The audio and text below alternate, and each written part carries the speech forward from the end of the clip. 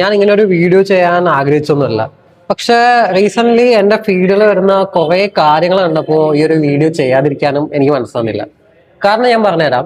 ഇന്ന് ഞാനൊരു ഇന്ത്യയിലെ തന്നെ പ്രമുഖമായിട്ടുള്ള ഒരു ഇൻസ്റ്റാഗ്രാം ചാനലിൽ കണ്ടത് നമ്മുടെ നാട്ടിൽ നടന്ന ഒരു സംഭവത്തിനെ കുറിച്ചിട്ടായിരുന്നു. സത്യസന്ധമായി പറഞ്ഞു വെച്ചാൽ ഒരുപാട് ആൾക്കാർ ഈ റീച്ചൊക്കെ ഉണ്ടാക്കാൻ വേണ്ടിയിട്ട് ഒരാളുടെ ലൈഫിന്റെ കാര്യങ്ങളൊക്കെ എടുത്തിട്ട് ഇങ്ങനെ എന്താ പറയാ സോഷ്യൽ മീഡിയയിലൊക്കെ ഇട്ടിട്ട് കീറി മുറിക്കുകയാണ്. ഇപ്പോ റീസെന്റ് ഞാൻ സോഷ്യൽ മീഡിയയിൽ കണ്ടുവരുന്ന ഒരു കാര്യം എന്താന്ന് പറഞ്ഞു വെച്ചാൽ ഒരാളുടെ വിജയമോ അല്ലാതെ അയാളുടെ സക്സസ് ആയിട്ടുള്ള കാര്യങ്ങളൊന്നും അല്ല ആൾക്കാർ ആദ്യം എടുത്ത് സെലിബ്രേറ്റ് ചെയ്യുന്നത്.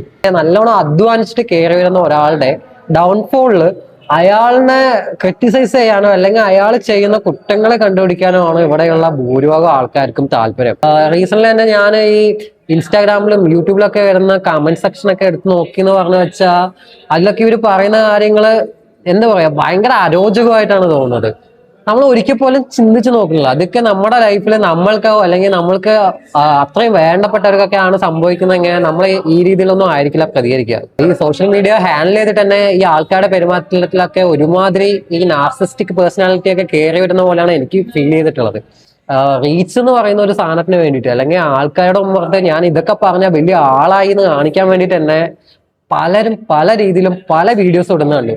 പിന്നെ ഈ വീഡിയോ ചെയ്യുന്ന ടൈമിൽ നിങ്ങൾക്കും പറയാം നീ റീച്ചിന് വേണ്ടിയിട്ടല്ല താങ്ക് യു വേണ്ടിയിട്ടല്ല ഈ ഒരു വീഡിയോ ചെയ്യുന്നതെന്നോ അല്ല.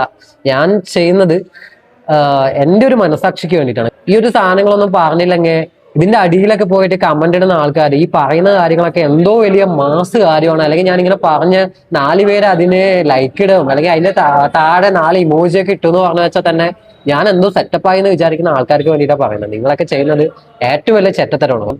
അവരൊക്കെ ഏത് മാനസികാവസ്ഥയിൽ കൂടിയിട്ടാണ് കടന്നു പോകുന്നതെന്നോ അല്ലെങ്കിൽ അവര് മെന്റലി ഓക്കെ ആണോ മെന്റൽ ഹെൽത്ത് ഓക്കെ ആണോ എന്നുള്ളതൊക്കെ അറിഞ്ഞിട്ട് വേണം നമ്മൾ ഇങ്ങനെയുള്ള ന്യൂസ് ഒക്കെ കൊടുക്കാൻ വേണ്ടിയിട്ട്. കാരണം ഒരു കയ്യോ കാലോ മുറിഞ്ഞാൽ അതിനൊക്കെ നേരാവാൻ ചെറിയൊരു കാലക്രമം മതി. പക്ഷെ ഈ മനസ്സുകൾക്ക് ഉണ്ടാകുന്ന മുറിവുകൾ അല്ലെങ്കിൽ നമ്മൾ പറയുന്ന വാക്കുകൾ കൊണ്ട് ബാക്കിയുള്ളവർക്ക് ഉണ്ടാകുന്ന മുറിവുകളൊക്കെ മാറണമെങ്കിൽ അതിന് വർഷങ്ങളോളം തെറാപ്പികളും മരുന്നൊക്കെ കഴിക്കേണ്ടി വരും. ആ സിറ്റുവേഷനിലൂടെ കടന്നുപോയ ആൾക്കാർക്ക് മാത്രമേ അതൊക്കെ എത്ര പെയിൻഫുൾ ആണെന്ന് മനസ്സിലാക്കാനുള്ള കഴിവുണ്ടാവുള്ളൂ.